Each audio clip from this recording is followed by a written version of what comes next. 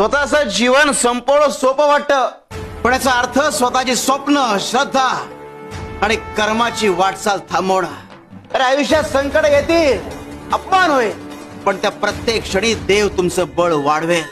अरे शरीर, मन, आत्मा ही सगळी परमेश्वराची देणगी आहे.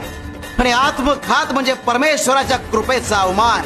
जिथे संकट सहन करण्याची ताकद आहे तिथे विजय देखील आहे.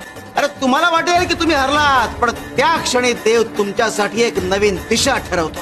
जीवनाच्या प्रत्येक वळणावर, प्रत्येक अडथळ्यावर जो स्वतःवर विश्वास ठेवतो तोच परमेश्वराला अधिक प्रिय आहे. स्वतःवरचा विश्वास आणि परमेश्वराची कृपा यांची जोड असेल तर आयुष्य शाश्वत होता.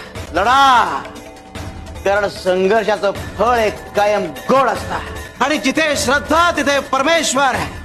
शिव हरी शंकर, नमामि शंकर, शिवशंकर शंभो.